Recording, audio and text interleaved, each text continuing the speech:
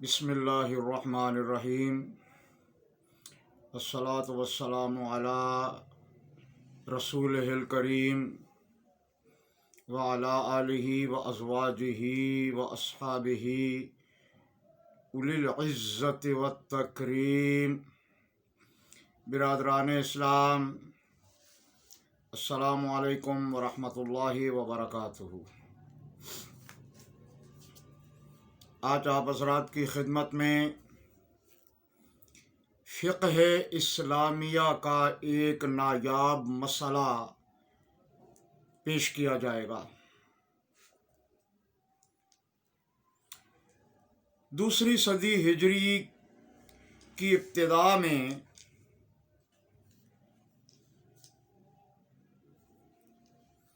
بچہ کی والدہ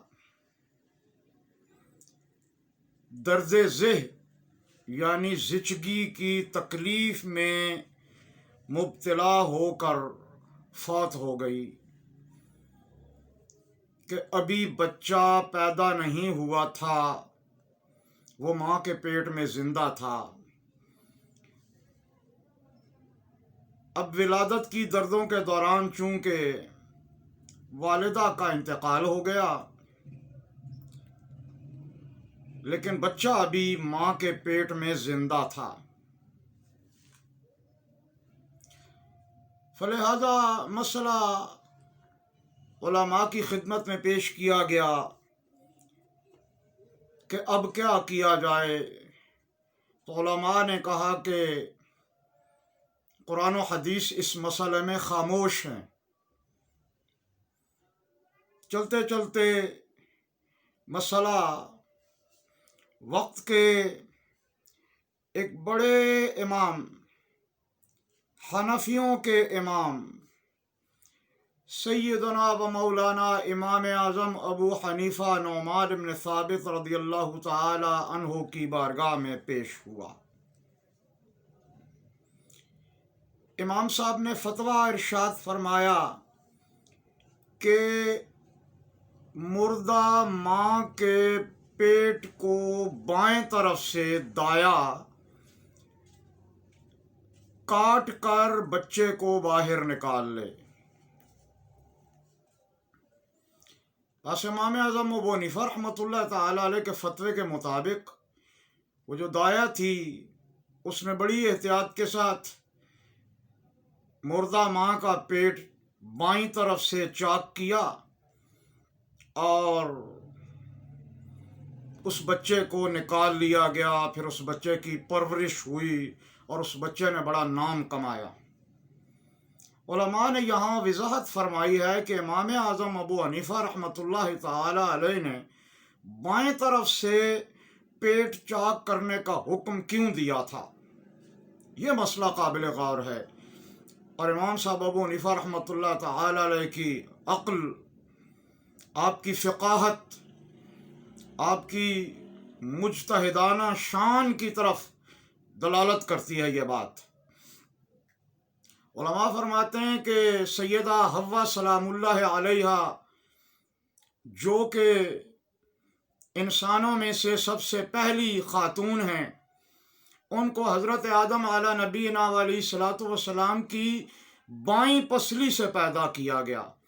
اسی وجہ سے ہر انسان کی پسلیوں میں وہ جو چھوٹی بائیں طرف پسلی ہوا کرتی ہے پیٹھ میں، وہ جو چھوٹی ہوتی ہے اتنی سی، دائیں طرف ہے، بائیں طرف کی پسلی نہیں ہے، کیونکہ اسی پسلی سے سیدہ حوا کو اللہ تعالیٰ نے اپنی قدرت کاملہ سے پیدا کیا تھا۔ اس لیے امام اعظم ابو حنیفہ رحمۃ اللہ تعالی علیہ نے، چونکہ عورت بچہ جنتی ہے تو یہ بھی خاتون، اور ابھی ان کے پیٹ میں بچہ زندہ تھا تو ان کا انتقال ہو گیا، تو امام اعظم ابو حنیفہ رحمۃ اللہ تعالی علیہ نے اپنے اجتہاد اور رائے کے ساتھ یہ فتویٰ ارشاد فرمایا کہ بائیں طرف سے اس ماں کا جو فوت ہو چکی ہے پیٹ چاک کیا جائے اور بچے کو باہر نکالا جائے۔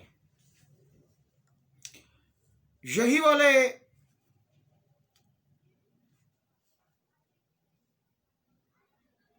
والا جو بچہ تھا जिसे माँ के पेट से निकाला गया था, अपनी ज़िंदगी की मंजिलें तय करता रहा यहाँ तक कि वो हद बलूगत को पहुँचे।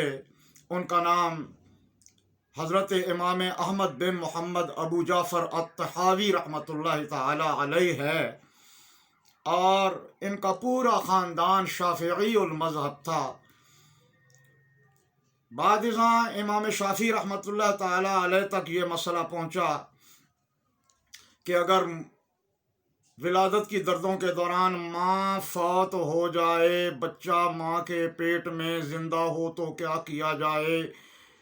तो इमाम शाफ़ी रहमतुल्लाह ताला अलैह ने फतवा दिया कि जिस तरह ज़िंदा का जिस्म काबिल एहतराम है, इस तरह मुर्दा का जिस्म भी काबिल एहतराम है, लिहाजा उस बच्चे को बाहर नहीं निकाला जाएगा, पेट चाक नहीं किया जाएगा, बल्कि माँ के साथ ही दफन कर दिया जाएगा। अब चूँकि हज़रत इमाम अहमद बिन मोहम्मद अबू जाफ़र अत्तहावी रहमतुल्लाह ताला अलैह का पूरा ख़ानदान शाफ़िईउल मज़हब था, अब ये बच्चा बड़ा होता गया, हद बलूगत को पहुँचा और अपने मामू हज़रत इमाम मुज़नी शाफ़िई रहमतुल्लाह ताला अलैह के पास फ़िक़्ह शाफ़िइया की तालीम हासिल कर रहा था कि दौरान गुफ्तगू मसाइल को बयान करते हुए यही मसला किताब में आ गया कि इमाम शाफ़ी रहमतुल्लाह ताला अलैह का मौक़िफ़ ये है कि जिस तरह ज़िंदा का जिस्म काबिल एहतराम होता है, मुर्दा का जिस्म भी ऐसे ही काबिल एहतराम होता है, लिहाजा उस बच्चे को माँ के साथ ही दफन कर दिया जाएगा। और हज़रत इमाम अहमद बिन मोहम्मद अबू जाफ़र अत्तहावी रहमतुल्लाह ताला अलैह, इमाम आज़म अबू हनीफ़ा रहमतुल्लाह ताला अलैह के फ़तवे के ऐन मुताबिक मुर्दा माँ के पेट से उनको निकाला गया था। तो आप जोश में आ गए, और जोश में आकर के इमाम मुज़नी शाफ़िई जो कि आपके मामू थे, तो उनके सामने खड़े हो गए और ज़ोर से पुकार करके कहा कि जो शख्स मेरे जैसे बंदे की मौत पर राज़ी हो जाए, मैं उसकी फ़िक़ा से हरगिज़ राज़ी नहीं हूँ। फ़लिहाज़ा वो उनकी मजलिस इल्म से निकले और हज़रत इमाम अबू इमरान हनफ़ी रहमतुल्लाह ताला अलैह के पास जाकर फ़िक़्ह हनफिया का दर्स लेना शुरू कर दिया और फ़िक़्ह शाफ़िया की तक़लीद को छोड़ दिया। अब जनाब इमाम मुज़नी गुस्से में आए और उन्होंने कहा कि खुदा की कसम, तुम जा तो रहे हो लेकिन तुम कभी फ़िक़्ह में अपना नाम पैदा नहीं कर सकोगे। वक्त गुज़रता गया यहाँ तक कि यही वाले इमाम अहमद बिन मोहम्मद अबू जाफ़र अत्तहावी रहमतुल्लाह ताला अलैह बहुत बड़े फ़िक़्ह हनफिया के इमाम बन गए।